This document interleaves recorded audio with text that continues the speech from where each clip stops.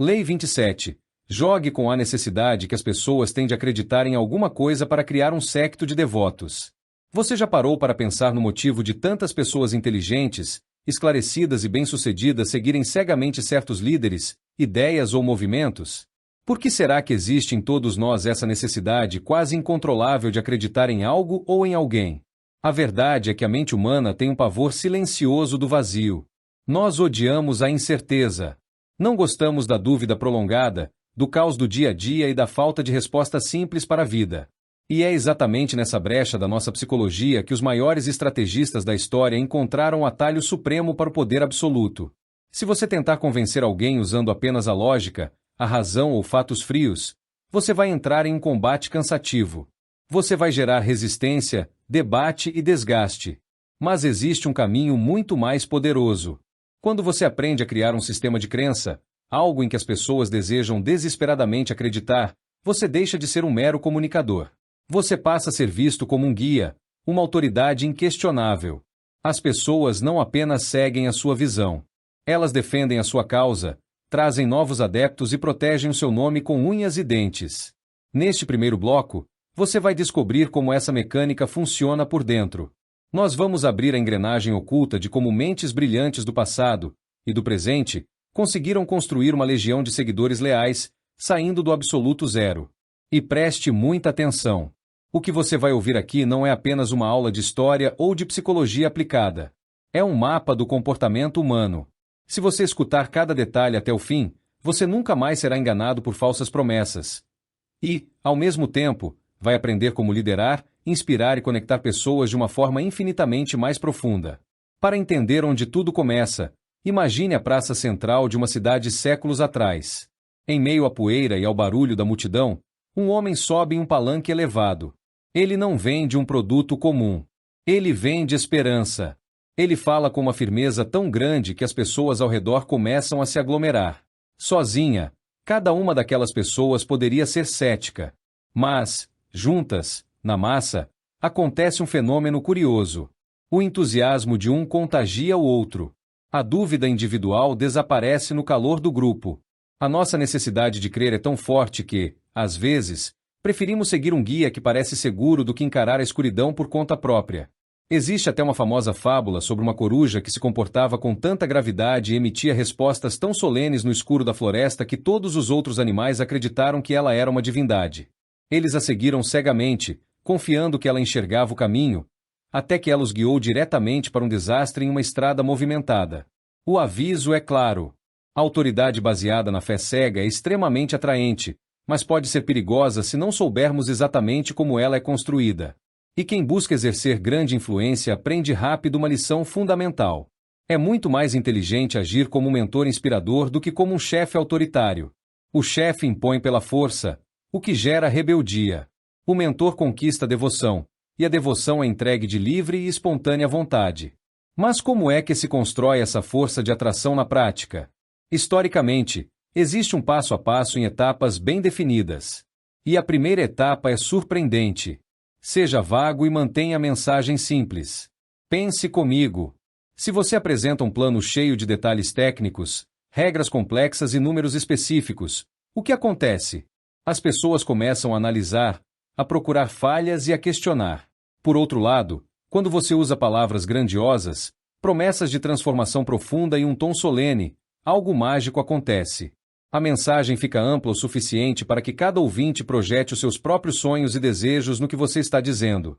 Substitua análises difíceis por respostas diretas para dores antigas. Use uma linguagem que transmita profundidade e sabedoria, sem se prender a promessas burocráticas que possam ser cobradas em um formulário. A partir daí, entra a segunda etapa. Priorize os elementos visuais e sensoriais. O raciocínio frio é o maior inimigo da emoção coletiva. Se o público começar a ficar entediado ou reflexivo demais, o encanto se quebra. Por isso, grandes condutores de massas sempre cuidaram da atmosfera.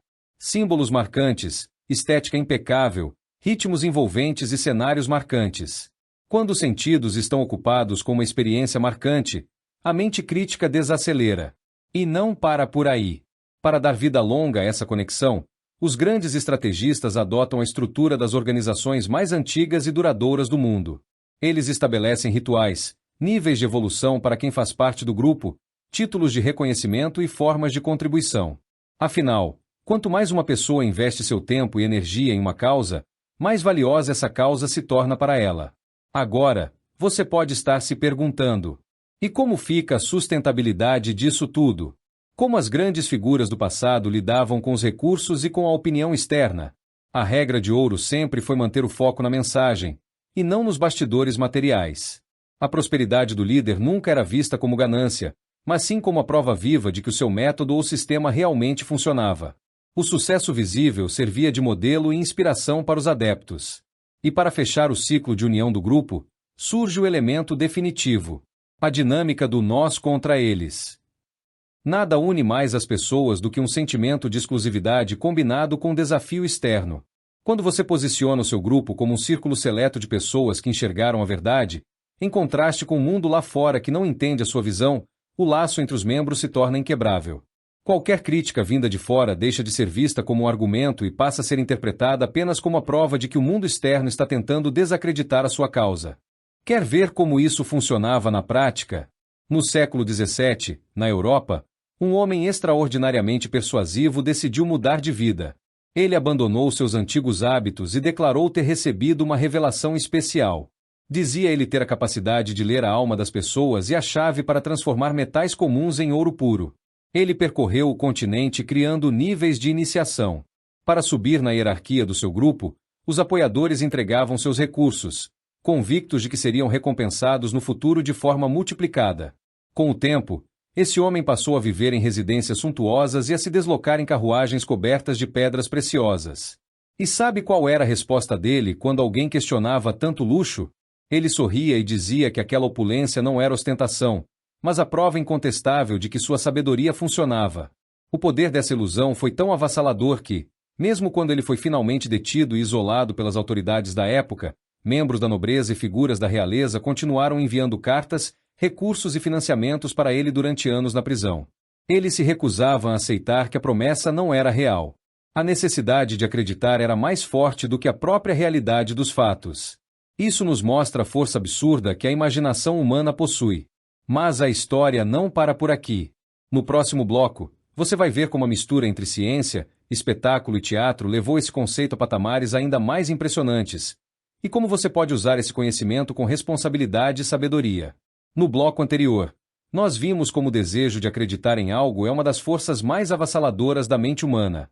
Vimos como grandes figuras históricas usaram a ilusão, a simplicidade e a atmosfera certa para reunir legiões de seguidores. Mas agora nós precisamos entrar na parte crítica dessa engrenagem. Porque tantas pessoas, ao tentarem aplicar esses conceitos de liderança, persuasão e construção de comunidade, falham miseravelmente. Quais são os obstáculos e as armadilhas mentais que destroem a autoridade de quem tenta construir um séquito? Ou pior, o que faz os próprios seguidores se voltarem contra o seu líder? A verdade é que manipular a imaginação alheia é como brincar com fogo em um galpão cheio de pólvora. Se você comete um erro de cálculo, a mesma multidão que te aplaude hoje é a que vai te vaiar amanhã. Neste segundo bloco, nós vamos examinar os maiores erros táticos, as armadilhas emocionais e como navegar por esses obstáculos sem perder o controle do jogo. O primeiro grande erro, e a causa primária da queda de muitos influenciadores, é a armadilha do excesso de lógica. A causa. Muitos líderes em potencial cometem o engano de achar que as pessoas são movidas por debates racionais, gráficos complexos e explicações científicas puras. Eles gastam energia tentando provar que estão certos do ponto de vista intelectual. A consequência. A razão fria convida a crítica. Quanto mais dados técnicos você apresenta sem uma camada emocional, mais você estimula o ceticismo do ouvinte. A pessoa deixa de sentir a mensagem e passa a procurar falhas no seu argumento. O tédio se instala, e a conexão mágica se rompe. A solução. A resposta está em mesclar a ciência com o mistério. Os maiores mestres do espetáculo do passado nunca entregavam apenas a técnica. Eles pegavam descobertas modernas da época, como a eletricidade, o magnetismo ou a física, e envelopavam tudo em um teatro sensorial de iluminação, sons envolventes e promessas de cura ou renovação. Se você quer prender a atenção, a lógica deve servir apenas como a moldura. O quadro principal sempre precisa ser a emoção e a experiência sensorial. O segundo obstáculo devastador é a falta de sensibilidade cênica e a negligência da atmosfera. A causa: acreditar que a ideia por si só é suficiente, ignorando o cenário, o tom de voz e o ambiente onde ela é entregue. A consequência: sem o componente teatral, a mensagem perde a sua força magnética. Pense em um famoso terapeuta do século XVIII que realizava sessões coletivas. Se ele apenas receitasse um remédio em uma sala fria e vazia, ninguém prestaria atenção. Mas ele montava um salão repleto de espelhos, vitrais, músicas suaves em um órgão e recipientes com água sob penumbra. O resultado? O ambiente saturava os sentidos das pessoas, gerando um estado de transe e catarse coletiva. Quando ele entrava com suas vestes suntuosas, sua autoridade era absoluta. Sem o espetáculo, o mesmo método seria visto como chacota. A solução: entenda que a mente humana é hipersensível ao contexto. Se você quer transmitir autoridade, cuide minuciosamente do cenário, do ritmo da sua fala, do apelo visual e do impacto sensorial. O ritual e a estética não são enfeites, são a ponte que desliga o senso crítico e ativa o sentimento de pertencimento.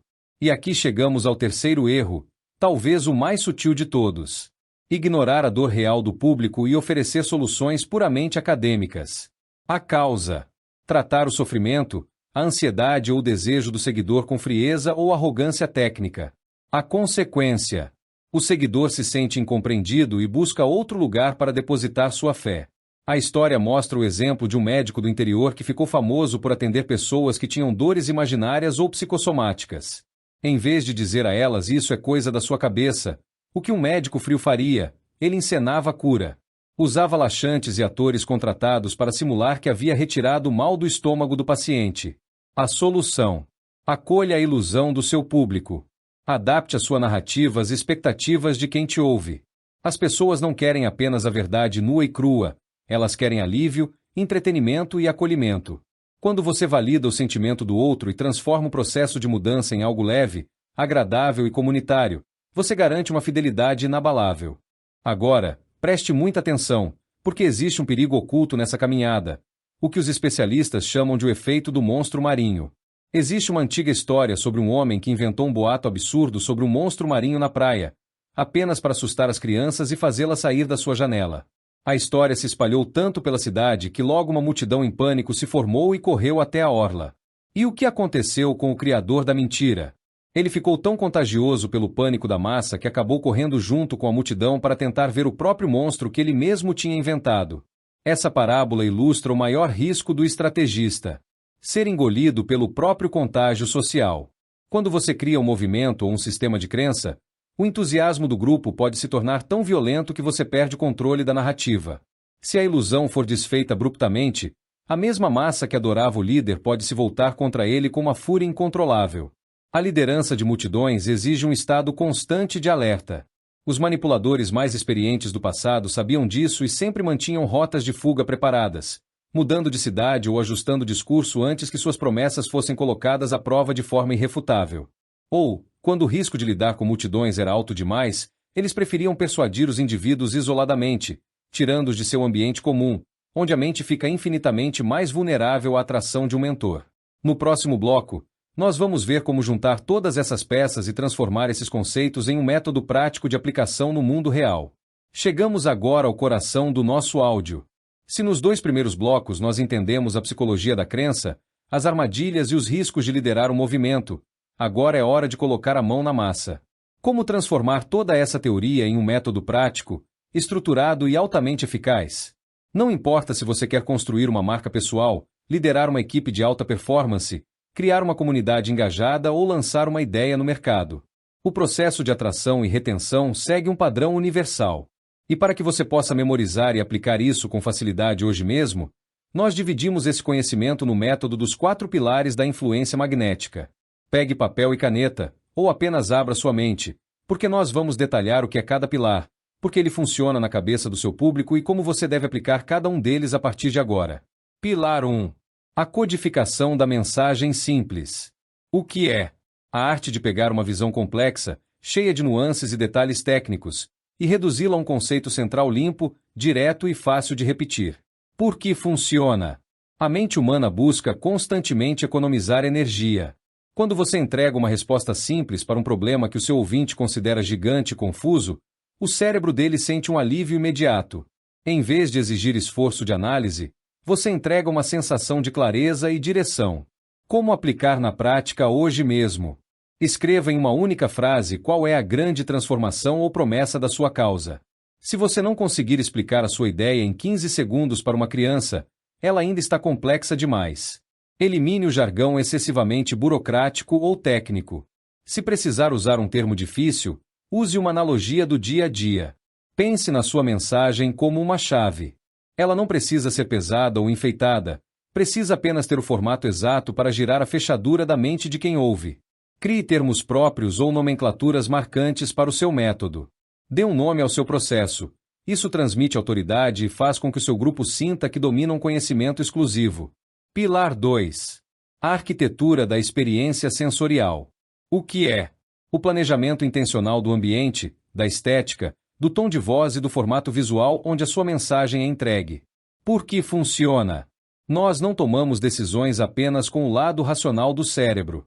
A percepção de valor e autoridade é quase 100% emocional e sensorial. O famoso efeito do palco e da iluminação atua diretamente na nossa química cerebral.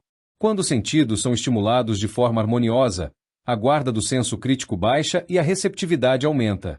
Como aplicar na prática hoje mesmo? Cuide do seu cenário e da sua imagem.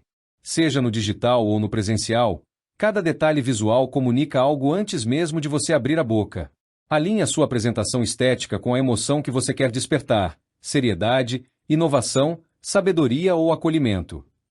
Domine o ritmo e a voz. A sua voz é o instrumento principal. Varie a entonação, use pausas estratégicas para criar expectativa e altere a velocidade de fala para manter o ouvinte em estado de alerta.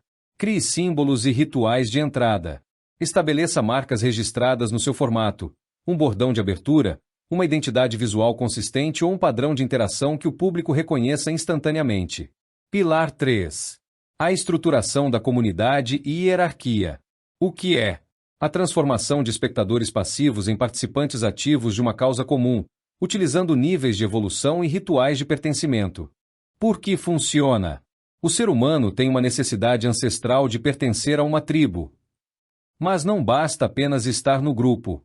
Nós queremos sentir que estamos evoluindo dentro dele. Ter etapas de crescimento e formas de reconhecimento ativa o sistema de recompensa do cérebro e gera uma retenção absurda. Como aplicar na prática hoje mesmo? Defina graus de maturidade. Crie um caminho claro para quem te acompanha. Quem está no nível iniciante? Quem já é um praticante avançado? Como uma pessoa passa de um nível para o outro? Promova o investimento pessoal. Dê responsabilidades aos seus seguidores mais engajados. Quando o público investe tempo, energia ou apoio na sua visão, ele passa a defender essa causa como se fosse dele próprio. Crie momentos de celebração coletiva. Realize encontros, transmissões ou marcos comemorativos onde os resultados do grupo sejam expostos e celebrados. O calor do grupo dissolve a dúvida individual. Pilar 4. O posicionamento do perímetro de proteção. O que é? A construção de um sentimento claro de identidade exclusiva e a definição de quem faz parte, e de quem não faz parte, do seu movimento. Por que funciona? Uma causa que serve para todo mundo não apaixona ninguém. O sentimento de exclusividade só existe se houver uma linha bem definida dividindo o ambiente interno do mundo externo. Quando o público percebe que faz parte de um círculo seleto que enxerga o mundo de uma forma diferenciada, a lealdade ao líder se torna inquebrável. Como aplicar na prática hoje mesmo? Declare os seus valores inegociáveis. Deixe extremamente claro o que o seu projeto defende e o que ele combate frontalmente. Defina o inimigo comum. Não se trata de atacar pessoas, mas sim de combater um comportamento, um hábito ruim, um sistema ultrapassado ou uma mentalidade medíocre. Ao posicionar o seu método contra essa ameaça, você une o seu público sob uma mesma bandeira. Transforme críticas externas em provas de conceito. Ensine a sua comunidade a ver os questionamentos de fora não como motivo de dúvida, mas como a confirmação de que vocês estão no caminho certo e à frente do tempo. Revisando o nosso método. Primeiro, codifique a mensagem de forma simples. Segundo, construa uma experiência sensorial marcante. Terceiro, organize a sua comunidade em níveis de evolução. E quarto, estabeleça um perímetro claro de identidade e valores. Quando esses 4 pilares trabalham juntos, você deixa de depender da sorte ou da persuasão agressiva. Você cria um ecossistema natural de atração e respeito. Mas como manter essa engrenagem funcionando no longo prazo sem se esgotar e sem perder a credibilidade? No quarto e último bloco, nós vamos ver os planos de ação para execução contínua, os estudos de caso e o encerramento transformador desta jornada. Você acabou de passar pela parte mais densa e estratégica de toda a nossa jornada. Agora, é provável que a sua mente esteja borbulhando com ideias, pilares e conceitos de liderança. Mas eu quero te fazer uma pergunta sincera. Quantas vezes você já ouviu algo incrível, sentiu aquela onda de empolgação e, uma semana depois, percebeu que tudo continuava exatamente do mesmo jeito? Isso acontece porque a empolgação é um combustível de curta duração. A motivação te faz dar o primeiro passo, mas é o cronograma de transição que te leva até a maestria. Neste quarto bloco, o nosso objetivo é muito pé no chão. Vamos transformar o método dos 4 pilares em uma jornada sustentável. Você vai entender as fases emocionais pelas quais vai passar e como construir essa autoridade magnética sem se esgotar no meio do caminho.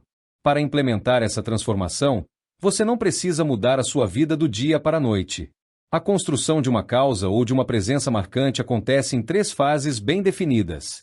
Fase 1. A fundação e o desconforto inicial, semanas 1 a 3. Toda grande mudança começa com uma sensação estranha de desconforto. Quando você decide simplificar a sua mensagem e assumir um posicionamento mais claro, é normal sentir receio do julgamento ou medo de estar parecendo repetitivo. Entenda. No início, o seu trabalho não é agradar a todo mundo. O seu objetivo nessas primeiras semanas é testar a clareza. Comece a usar a sua frase central em todas as suas conversas, apresentações ou conteúdos. Observe o olhar das pessoas. Elas entenderam de primeira ou ficaram confusas? Ajuste as palavras até que o conceito fique tão afiado que qualquer pessoa consiga repetir para os outros sem esforço. Não tente criar cenários grandiosos ou rituais complexos ainda. Foque no básico. Uma mensagem simples e valores inegociáveis bem declarados. Fase 2. O alinhamento da experiência e da tribo, semanas 4 a 8. Assim que a sua mensagem central estiver clara e afiada, você entra na fase de construção da atmosfera e da comunidade. Aqui, as pessoas já sabem o que você defende, mas agora elas querem sentir que fazem parte de algo maior. Cuide da estética e do ambiente. Ajuste o tom da sua comunicação, o ritmo da sua fala e a apresentação visual do seu projeto. Lembre-se de que o cérebro humano precisa do estímulo sensorial para validar a autoridade. Crie os primeiros rituais. Estabeleça momentos de interação contínua com quem te acompanha. Dê nomes aos níveis de evolução da sua equipe ou audiência. Ative o pertencimento. Valide os membros mais engajados. Mostre que quem está com você faz parte de um grupo seleto com propósito bem definido. Nesta fase, a consistência é a sua maior aliada. É a repetição do ritual que transforma seguidores casuais em defensores fervorosos. Fase 3. A consolidação do perímetro e proteção de longo prazo, após o segundo mês. Aqui é onde a mágica do contágio social e da escala de longo prazo realmente se consolida. O seu ecossistema começa a ganhar vida própria. Mas preste muita atenção, porque a maestria exige um cuidado duplo nesta etapa. Mantenha a guarda contra a acomodação. Nunca deixe a sua mensagem se tornar vaga demais ou cheia de burocracia técnica de novo. A clareza inicial precisa ser preservada. Proteja a sua narrativa. Monitore as reações e os questionamentos de fora. Use as críticas externas não para entrar em brigas desgastantes, mas para reforçar a união interna da sua comunidade sob aquela bandeira do nós contra eles. Ao transformar esses passos em hábitos semanais, você deixa de tentar convencer as pessoas. A sua autoridade passa a fluir de forma natural, orgânica e constante. Se em algum momento você sentir dúvida ou achar que o processo está devagar, lembre-se: as maiores causas da história e as marcas mais influentes do mundo não foram erguidas em um único dia. Elas foram construídas tijolo por tijolo, mensagem por mensagem, ritual por ritual. Você já tem o mapa mental completo e a clareza do caminho. No quinto e último bloco, nós vamos amarrar todas essas pontas com um encerramento transformador, consolidando a mentalidade definitiva de quem lidera com sabedoria, responsabilidade e magnetismo. Chegamos aos momentos finais da nossa jornada. Se você permaneceu atento até este exato instante, você já não é mais a mesma pessoa que deu o primeiro play neste áudio. Você agora enxerga por trás das cortinas da influência, do poder e do comportamento humano. Você viu a teoria, entendeu os riscos, aprendeu os 4 pilares práticos e recebeu o mapa mental de transição. Mas talvez no fundo da sua mente ainda exista uma voz silenciosa perguntando: será que isso realmente funciona na minha realidade? Deixe-me te contar a história de uma profissional da área de liderança que vivia exausta. Ela tentava gerir sua equipe usando apenas relatórios frios, regras rígidas e cobranças diárias. O resultado? Resistência contínua, alta rotatividade e uma autoridade que existia apenas no papel. Quando ela decidiu mudar o jogo, codificando uma visão simples, criando rituais de reconhecimento para o grupo e estabelecendo o sentimento genuíno de pertencimento, algo avassalador aconteceu. Sem que ela precisasse gritar ou impor ordens, a postura dos seus liderados mudou. Eles passaram a defender as metas do setor como se fossem projetos pessoais. A equipe não apenas bateu recordes, mas se tornou a mais leal de toda a organização. O mesmo aconteceu com um jovem empreendedor que tentava vender um serviço inovador no mercado. Ele passava horas explicando tecnicismos que ninguém entendia. Ao simplificar drasticamente sua mensagem e alinhar a experiência sensorial da sua marca, ele parou de disputar clientes por preço e passou a ser procurado por uma legião de compradores apaixonados. A lição principal de todo este conhecimento se resume a uma verdade simples e inegociável. As pessoas não seguem relatórios frios, elas seguem causas, visões e líderes que dão sentido à sua existência. Agora, a responsabilidade está inteiramente nas suas mãos. Conhecimento sem ação é apenas ilusão. De nada adianta ter em mãos as chaves dos maiores mecanismos de persuasão da história se você deixar esta gravação terminar e voltar exatamente para a mesma rotina de antes. O melhor momento para definir seus valores inegociáveis, afiar a sua mensagem e assumir a postura de quem inspira e lidera, é agora. Não amanhã, não na próxima semana. Hoje. Se este conteúdo gerou valor para você, se abriu a sua mente e te entregou ferramentas reais para a sua caminhada, faça a sua parte. Inscreva-se aqui no canal para não perder os próximos áudios e análises estratégicas. Deixe o seu curtir, ele é o combustível que faz esta mensagem chegar a mais mentes sedentas por evolução, e escreva nos comentários. Qual é a principal lição que você leva deste áudio para a sua vida hoje? Eu faço questão de ler a sua reflexão. O conhecimento foi entregue. O mapa está traçado. Agora, vá lá e faça acontecer. Missão dada, é missão cumprida.